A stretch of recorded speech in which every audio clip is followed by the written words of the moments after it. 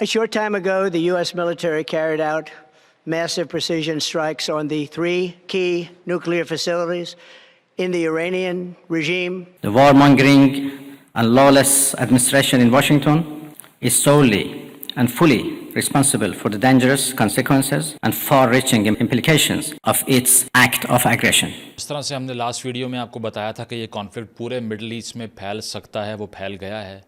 बहुत से लोग इसको कह रहे हैं कि ये एक आलमी जंग की फॉर्म इख्तियार करता जा रहा है, क्योंकि पूरा मिडल ईस्ट अब इसमें इन्वॉल्व हो चुका है। तो अब से कुछ देर पहले ईरानियन रिस्पांस की अगर हम बात करें, इससे पहले कि मैं आपको ये बताऊं कि अमेरिका ने जो हमले किए उसकी डिटेल क्या थी, क्या कुछ डैमेज हुआ, कहाँ पर किए, ईरानियन मीडिया ये रिपोर्ट कर रहा है कि बशारत अल-फतह ऑपरेशन लॉन्च कर दिया गया है, जिसके मुताबिक ये कहा गया कि जो US बेसेस हैं कतर के अंदर दोहा में अल उबैद एयर बेस, जो सबसे बड़ी फैसिलिटी कहा जाता है मिडल ईस्ट में अमेरिका की, उसको ईरान ने 6 मिसाइल से टारगेट किया है अकॉर्डिंग टू रॉयटर्स। और ये भी कहा जा रहा है एलिजिडली कि इसी तरह का एक अटैक इराक़ में जो अमेरिकी एयर बेस है उस पर हुआ है।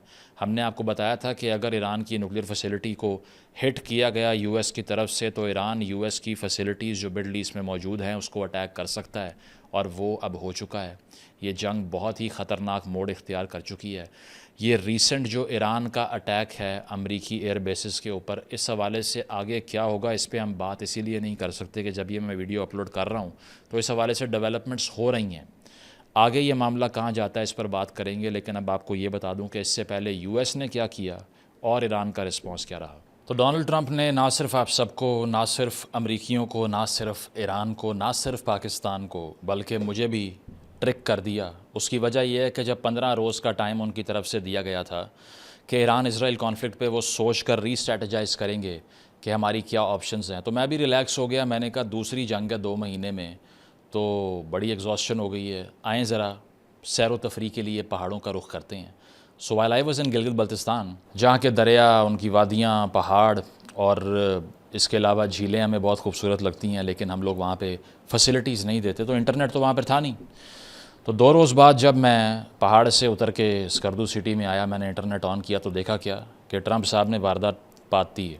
ठीक है, यानी कि जनाब आज से 2 रोज़ पहले की बात है कि ऑपरेशन मिडनाइट हैमर को अनलीश कर दिया डोनाल्ड ट्रंप ने, और इसके ज़रिए अनाउंस किया कि 3 की न्यूक्लियर साइट्स जो ईरान के अंदर मौजूद हैं, जिसमें फोर्डो है, नतांज़ है और इस्फहान है, इन तीनों को हमने B-2 बॉम्बर्स के ज़रिए निशाना बनाया, mind you, which is $2.1 billion approximately पर पीस। $2 अरब का जहाज़ हवा में उड़ता हुआ कैसा लगेगा ज़रा सोचें। मेरा तो ख्याल है पाकिस्तान की एयर स्पेस से ये जहाज़ गुजरे तो हमारी तो राल टपक जाएगी भाई, कि ये बेच के ही अगले 2 साल गुजार सकते हैं आसानी से। लेकिन चलो, इस तरह से ये अटैक हुआ। अब मैं आपको ये बताऊँगा कि किस किस साइट को कितना डैमेज हुआ, इसके अलावा किस किस ने इसमें असिस्ट किया, क्योंकि पाकिस्तान में एक बहुत ही ऑथेंटिक न्यूज़ सोर्स जिस पे तकरीबन 90% कौम हमारी यकीन करती है, वो सोर्स कौन सा है, गेस करें कौन सा है, वो है WNA। बहुत ऑथेंटिक बात करने लगा हूँ। WhatsApp news agency, WhatsApp news agency के अनुसार हुआ क्या, हुआ ये कि पाकिस्तान ने अड्डे फराहम कर दिए या भारत ने अड्डे फराहम कर दिए, ऐसे जैसे अमेरिका ने बस चलानी थी वहाँ पे न्यू खान कि अड्डा देना ज़रूरी था उनको। $2 अरब के जहाज़ वो हवा में उड़ा रहे हैं भाई, मिलियंस ऑफ डॉलर्स के वो टॉमाहॉक्स, और इसके अलावा जो है वो 14 उन्होंने GBU-57 जो कि बंकर बस्टर बॉम्ब्स हैं वो गिराए हैं ईरान के ऊपर। लेकिन व्हाट्सएप पाकिस्तान में क्या कह रहा है, वो ये कह रहा है कि अभी भी अमेरिका को अड्डा चाहिए। ठीक है, ये AC वाली बस चलानी थी डोनाल्ड ट्रंप साहब ने, इसीलिए अड्डा चाहिए था उनको। तो अब आपको हम बताएंगे कि किस किस ने असिस्ट किया इस ऑपरेशन में, ईरान को कितना डैमेज हुआ, उनका रिस्पांस क्या हो सकता है। और जो की मीटिंग थी, general Asim Munir, chief of army staff of Pakistan, met Donald Trump in the White House, first instance of its own nature, जिसमें कोई पॉलिटिकल पर्सनैलिटी उनके साथ मौजूद नहीं थी। इस पर भी टुवर्ड्स दी एंड वीडियो के बाद करूँगा, तो ज़रा बर्दाश्त कीजिएगा क्योंकि कहानी है थोड़ी लंबी। सबसे पहले ऑपरेशन मिडनाइट हैमर जो है वो अनाउंस किया जाता है ट्रंप की तरफ से। वो ये कहते हैं कि 3 साइट्स को हमने निशाना बनाया है, जिस तरह मैंने आपको बताया, फोर्डो, नतांज़, इस्फहान। और वो ये कहते हैं कि 2 दर्जन से ज़्यादा, वो तो नहीं कहते, खैर सोर्सेज कहते हैं कि टॉमाहॉक मिसाइल्स जो हैं वो लॉन्च किए अमेरिका ने। वो कहाँ से लॉन्च किए, नेवल शिप्स से, which were stationed in the Persian Gulf. तो पर्शियन गल्फ़ में मौजूद या फिर जो ओमान के करीब जो वाटर्स हैं वहाँ से टॉमाहॉक मिसाइल्स भी फायर किए गए और ये बताया गया कि ईरान का जो न्यूक्लियर एनरिचमेंट फैसिलिटी है उसको हमने मुकम्मल तौर पे ऑब्लिटरेट कर दिया है, तबाह कर दिया डोनाल्ड ट्रंप के मुताबिक। ये स्टेटमेंट कितनी सच है ये मैं आपको बताता हूँ आगे जाके। लेकिन साथ ये कहा कि इसका जो ऑब्जेक्टिव था वो यही था कि न्यूक्लियर फैसिलिटी को टारगेट करना है। वाइट हाउस ने ये नहीं बोला कि हम कोई रजीम चेंज कर रहे हैं, माइंड यू।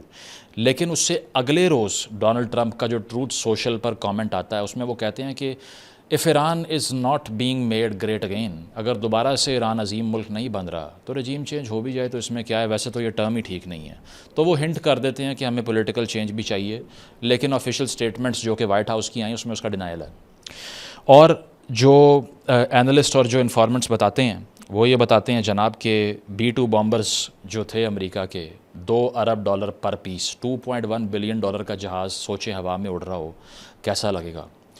पाकिस्तान के 1 साल के IMF बेल आउट्स जा रहे हैं उड़ के, ठीक है। तो $2.1 बिलियन का तकरीबन ये जहाज़ है।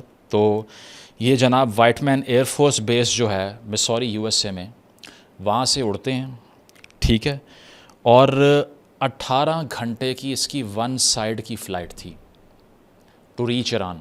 18 घंटे ये फ़्लाई करता है और एस्टिमेट्स क्या बताते हैं जनाब कि अगर ये 1 घंटा फ़्लाई करे तो $1.5 लाख ख़र्चा आता है 1 घंटे की फ़्लाइट टाइम के ऊपर। हवा में इसकी मल्टीपल टाइम्स रीफ्यूलिंग की जाती है क्योंकि डिस्टेंस ही इतना ज़्यादा मैग्निफिसेंट है। और 18 घंटे के बाद जनाब ये पहुँचते हैं वहाँ पे। अब ये मल्टीपल स्क्वाड्रन थे इसके, क्योंकि 2 ग्रुप्स बने हुए थे B-2s के। एक ग्रुप जो था वो एज अ डिकॉय यूज़ हो रहा था, यानी कि बेवकूफ़ बनाने के लिए एनिमी को, कि अगर वो डिटेक्ट कर भी लें कि B-2s आए हैं तो 2 बैचेज़ हों उसके। एक बैच उसका जो था वो वेस्ट की तरफ जाता है जो कि ट्रोजन हॉर्स था, यानी कि एक सिंबॉलिक फ़ीचर था एनिमी को ट्रिक करने के लिए। अब जिस तरह से ट्रंप ने 2 हफ्ते का टाइम दिया और अगले ही दिन हमला कर दिया, इसको ब्लिट्सक्रीग कहते थे सेकेंड वर्ल्ड वॉर के वॉरफेयर के कॉन्टेक्स्ट में, जिसमें आर्मीज़ एनिमी को सरप्राइज़ करने के लिए स्विफ्टली एक्ट करती थी, आउटस्मार्ट करती थी और टोटल फायर पावर का इस्तेमाल करती थी, ना कि एक्सटेंसिव ट्रेंचेस वाली वॉर लड़ती थी। इसीलिए जर्मन आर्मी इतनी डिस्ट्रक्टिव रही। तो यहाँ पर भी Donald Trump as an American president TV पर आके झूठ बोलते रहे और 2 हफ्ते की बातें करते रहे। और हुआ क्या, ये हुआ जनाब कि अपना वर्ड ऑनर नहीं किया उन्होंने और बताया कि मैकियावेली ने जो बात की थी, politics has nothing to do with morality, उस पर डोनाल्ड ट्रंप मुकम्मल एतमाद रखते हैं। सही है।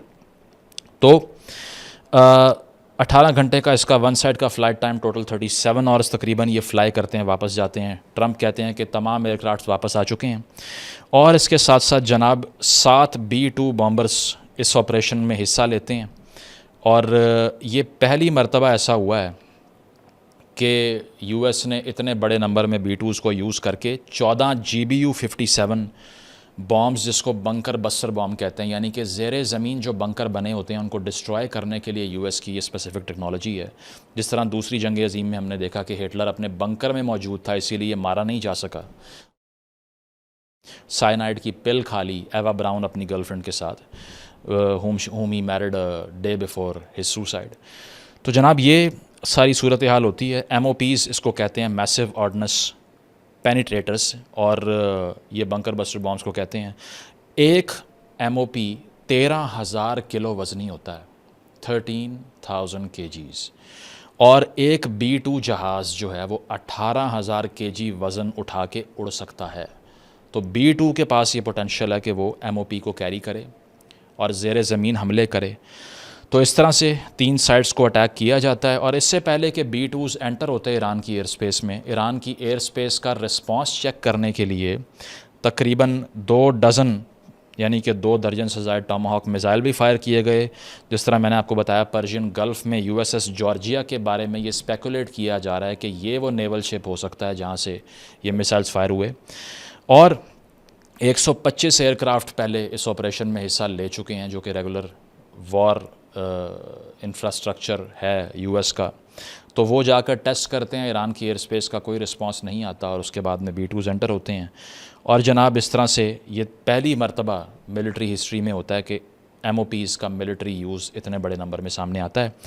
तो ये 200 फीट डीप तक अटैक कर सकते हैं, 200 फीट तक। लेकिन अब ये जिन चीज़ों को अटैक कर रहे हैं ज़रा वो सुन लें। पहला है नातांज़ की फैसिलिटी, जहाँ इसराइल ने भी बॉम्बिंग की थी आज से 10 से 12 रोज़ पहले, लेकिन इतना बड़ा डैमेज हो नहीं सका था।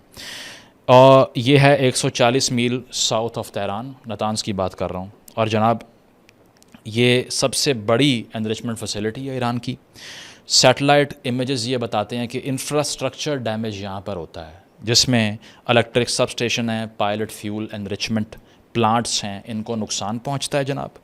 और ये कहा जाता है कि अंडरग्राउंड एनरिचमेंट हॉल्स जो मौजूद हैं, यानी कि नातांज़ की फैसिलिटी में एनरिचमेंट करने के लिए जो हॉल्स थे, ये सवियरली डैमेज हुए हैं, if not completely destroyed. IAEA ये स्टेटमेंट दे रही है, मैं नहीं दे रहा, ठीक है ना। मेरी कोई वहाँ पर सोर्स मौजूद थी जिसने कमरे में बैठे हुए ये सुन लिया। और इसके साथ साथ ये वही जगह है जहाँ आपको याद होगा कि जॉर्ज बुश की जो एडमिनिस्ट्रेशन थी उसने स्टक्सनेट नामी वायरस सबटाज करने के लिए सेंट्रीफ्यूजेस को यहाँ पर इनकलकेट किया था और फिर ईरान को रिप्लेस करने पड़े थे तकरीबन 1000 यूनिट्स अपने सेंट्रीफ्यूजेस के। इसके अलावा दूसरा जो टारगेट था वो था फोर्डो। अब ये सबसे ज़्यादा कॉम्प्रिहेंसिव है, सबसे इम्पॉर्टेंट है। अब B-2 जो एयरक्राफ्ट है उसने बंकर बस्टर बॉम्ब फेंके। ये तकरीबन जिस तरह मैंने आपको बताया 200 फीट डीप तक अटैक कर सकता है, लेकिन फोर्डो की फैसिलिटी ज़मीन से 260 फीट नीचे है, यानी कि even more than the reach of a bunker buster bomb made by the US bombed. तो और है भी ये एक पहाड़ के अंदर बनाई गई है, ठीक है। इसराइल भी इसको डैमेज नहीं कर पाया अपनी एयर स्ट्राइक्स में, लेकिन इस अटैक के बाद जो फोर्डो पे US ने किया 1-1.5 रोज़ पहले, उससे क्या होता है कि फुटेज सामने आती है जिसमें फ्यूम्स आ रहे थे। इसके अलावा बड़े 6 क्रेटर्स पड़ गए वहाँ पे और ऐश नज़र आ रही थी। ईरान ने डिनाई कर दिया कि कोई रिवर्सेबल डैमेज यहाँ पर हुआ है। और माइंड यू यहाँ पर ये फ्यूल एनरिचमेंट फैसिलिटी है बेसिकली। इसके अलावा अस्फहान की जो टेक्नोलॉजी न्यूक्लियर टेक्नोलॉजी सेंटर है उसको टारगेट किया गया। 1974 से ये भी ऑपरेशनल है और यहाँ पे डैमेज असेसमेंट कोई मौजूद नहीं है कितना डैमेज हुआ, लेकिन ये कहा गया कि मुख्तलिफ बिल्डिंग्स को नुकसान पहुँचा जो इसके अंदर मौजूद थी। अब इसके जवाब में हो ये सकता था कि रेडिएशन सामने आ जाती, लेकिन एक मरतबा फिर से ईरान ने और IAEA दोनों ने डिनाई किया कि कोई रेडिएशन या न्यूक्लियर कंटेमिनेशन रिपोर्ट नहीं हुई। इसके 2 मतलब हो सकते हैं। पहला मतलब ये हुआ कि US की तरफ से इन फैसिलिटीज़ को टारगेट जो किया गया वो इफेक्टिव ही नहीं था, इसीलिए कोई न्यूक्लियर कंटेमिनेशन डिटेक्ट नहीं हुई। अदरवाइज़ शर्नोबिल टाइप चीज़ भी हो सकती थी कि अगर वहाँ पर इतना जौहरी मवाद मौजूद है और उस पर हमले हो रहे हैं, बंकर बस्टर बॉम्ब से B-2 वहाँ पर मार रहा है, तो फिर तो वहाँ पर ताबकारी नज़र आनी चाहिए थी, रेडिएशन दिखाई देनी चाहिए थी मीटर्स के ऊपर, कैलकुलेटर्स के ऊपर, लेकिन नहीं आई। तो इसका मतलब है कि US का अटैक इतना इफेक्टिव नहीं था कि उसने इरेज ही कर दिया इन फैसिलिटीज़ को। दूसरा क्या मतलब हो सकता है, जो कि मुख्तलिफ सैटेलाइट इमेजेस एलिजिडली बता रहे हैं, जिसमें इस हमले से 1 रोज़ पहले ट्रक्स की लंबी कतारें लगी हुई हैं इन फैसिलिटीज़ के बाहर। और कहा क्या जा रहा है, कहा यह जा रहा है कि हो सकता है कि ईरान ने सेंट्रीफ्यूज टेक्नोलॉजी, न्यूक्लियर फ्यूल और ये सब कुछ वहाँ से मूव कर लिया हो। ऑफिशियल स्टेटमेंट्स में भी ईरान के यही मौजूद है कि हमने इवैक्यूएशन पहले ही कर ली थी, कोई बड़ा मसला नहीं हुआ, इर्रिवर्सिबल डैमेज नहीं हुआ। इन दोनों में से आपने किस पे बिलीव करना है ये आपकी रिसर्च पर डिपेंडेंट है, मैं आपको पका कर नहीं दूंगा ये, ठीक है। और साथ साथ जो ईरान का रिस्पॉन्स आता है वो ये है कि ईरान कहता है कि अब दर्दनाक अंजाम होगा US का। ईरान इसके साथ साथ ये कहता है कि वी विल अवेंज आवरसेल्व्स, हम बदला लेंगे और जो हॉरिबल सर्कमस्टांसेस अब US को फेस करने पड़ेंगे उसके लिए वो तैयार रहें। साथ साथ ईरान जो है वो मिसाइल्स लॉन्च करता है बेन गुरियन एयरपोर्ट के ऊपर और खैबर शिकन मिसाइल भी लॉन्च करता है, IRGC ये कहती है। और ये भी बताया गया कि 20 से 25 कैजुअल्टीज़ होती हैं इसराइल में, क्योंकि अटैक किया अमेरिका ने, ईरान ने रिस्पॉन्ड किया इसराइल के मेनलैंड पे। और इसके अलावा उसके जवाब में इसराइल भी बमबारी करता है यज़्द प्रोविंस के अंदर, जिसमें IRGC के 9 सोल्जर्स की जान जाती है। तो जनाब ये ईरानियन रिस्पॉन्स मैंने आपको बता दिया। UN हमेशा की तरह बैठ के चीखता रहता है एक टूथलेस बच्चे की तरह, और ये कहा जाता है यूएन की तरफ से कि ये अग्रेशन है, इससे बहुत ही ज़्यादा एग्जिस्टेंशियल क्राइसिस क्रिएट हो सकता है पूरी दुनिया के लिए, लेकिन ऑब्वियसली वो कर कुछ नहीं पाते क्योंकि वो लीग ऑफ नेशन से ज़्यादा अब कुछ रह नहीं गया। तो जनाब ये है सारी वॉर एक्टिविटी जिसमें ये काइनेटिक इनिशिएटिव लिए गए। अब मज़े की बात क्या है? मज़े की बात यह है कि Donald Trump was suppose to be the most anti war president that the US that the Americans have elected in the recent history. इतना ज़्यादा जंग की मुखालिफत करने वाला सदर शायद ही कोई रहा हो अमेरिका में पिछले 20-25 साल के अंदर, कम से कम मैं सेफली ये बात कर सकता हूँ। आते साथ उसने इतना बड़ा खड़ाक कर दिया।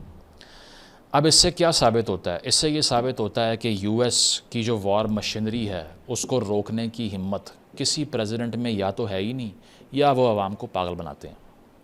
आपको याद होगा वुडरो विल्सन जिसने बड़ी फेमस स्पीच की थी, पीस विदाउट वॉर, और उसका 1916 का जो इलेक्शन था उसका स्लोगन ही ये था कि he has saved us from the war. जंग में जाने से इसने हमें रोका है, इसको वोट दो। वोट लेके आया, पहली जंग अजीम में फॉर्मली अमेरिका को इन्वॉल्व कर दिया। क्या कहा कि सबमरीन्स पे अटैक हो रहा है, हमारे शिप्स पे अटैक हो रहा है, इसीलिए हमें हमला करना है। डोनाल्ड ट्रंप साहब भी क्या कहते हैं कि अब दुनिया ज़्यादा सेफ़ हो चुकी है, क्योंकि जब डेमोक्रेसी आती है ना आपको इमेंसिपेट करने के लिए, तो जहाज़ के ऊपर क्योंकि डेमोक्रेटिक सिंबल बने होते हैं, तो इसीलिए फिर ये पॉजिटिव बॉम्बिंग है। इसको आपने नॉन डेमोक्रेटिक अथॉरिटेरियन फाशिस्ट किस्म की या फिर ओलिगार्किकल किस्म की बॉम्बिंग नहीं समझना, ये डेमोक्रेटिक बॉम्बिंग है।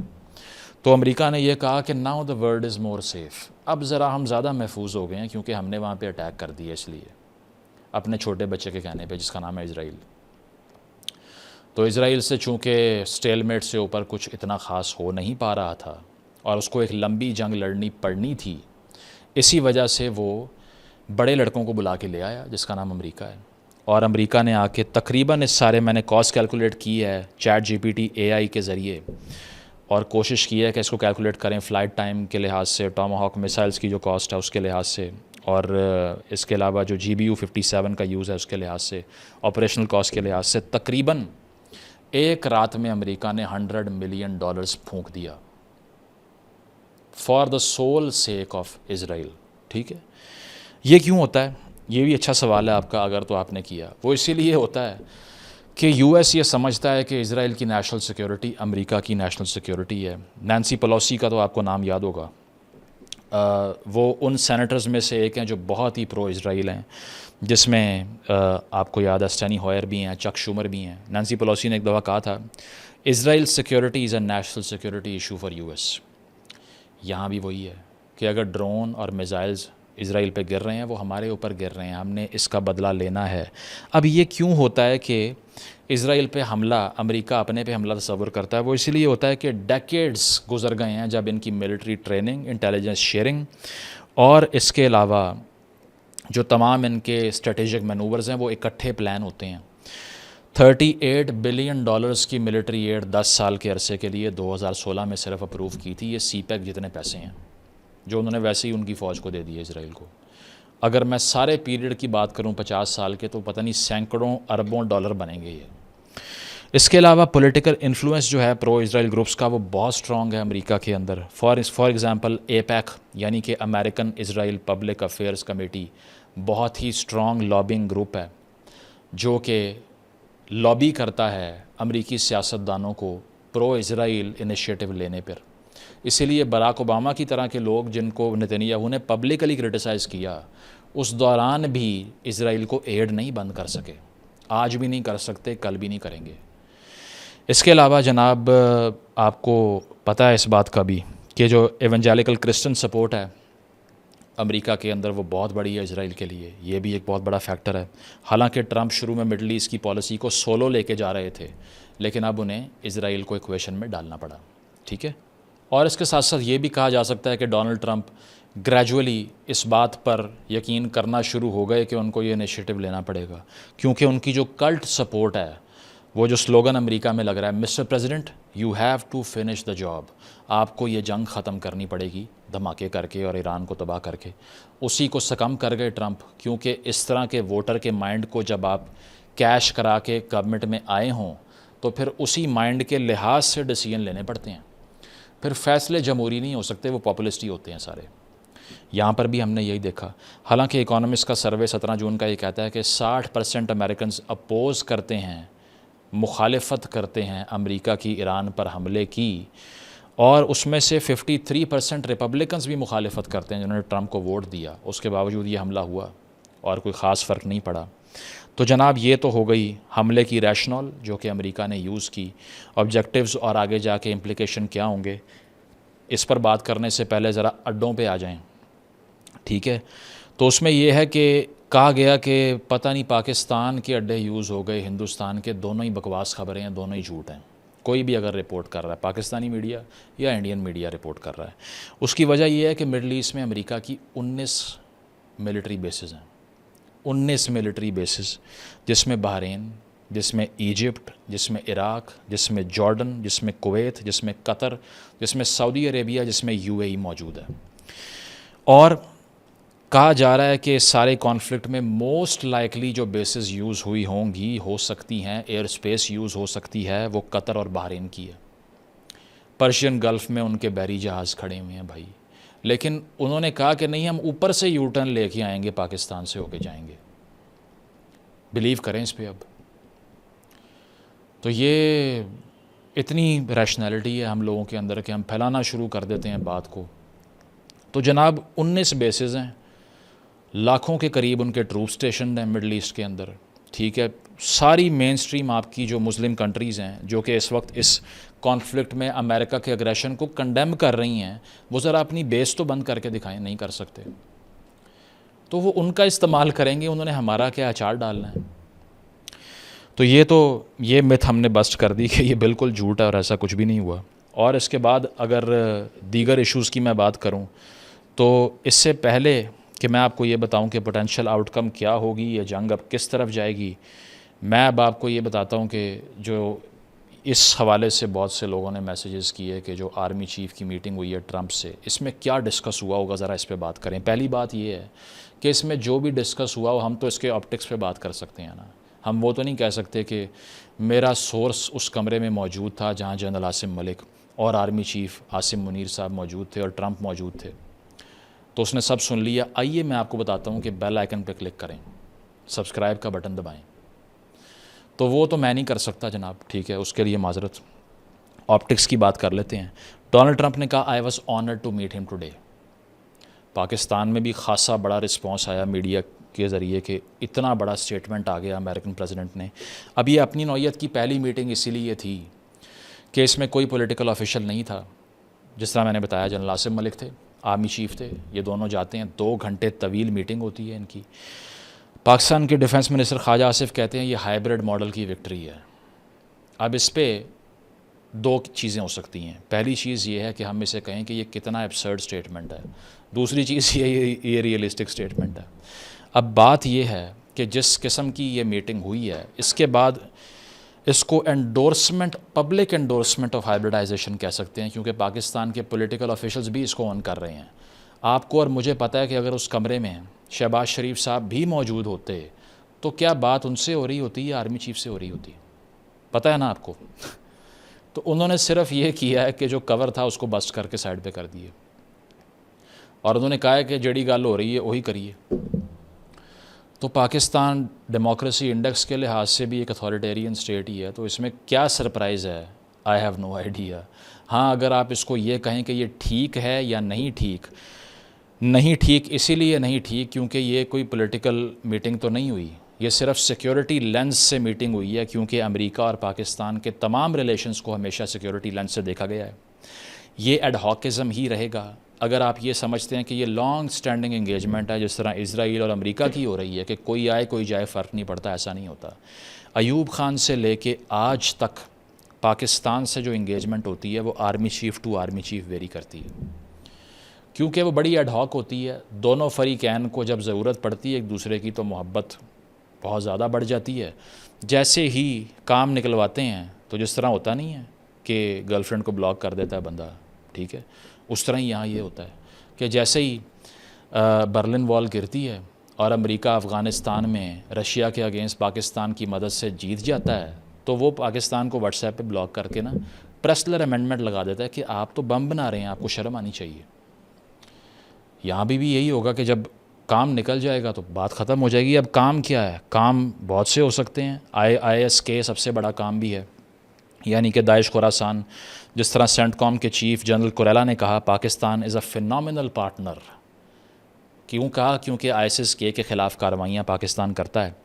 मिनरल्स वाला एंगल भी मौजूद है, ठीक है, कि अमेरिका को ज़रूरत पेश आ गई है इसीलिए वो ये सब कर रहा है। और एक एंगल ये भी है कि अमेरिका जानता है कि इस पूरे ख़ित्ते में पाकिस्तान को चाइनीज़ कैंप में डाल के सो जाना मैं अफोर्ड नहीं कर सकता, क्योंकि इंडिया को जो है वो तंग करने के लिए भी हमें कोई ना कोई चीज़ तो चाहिए।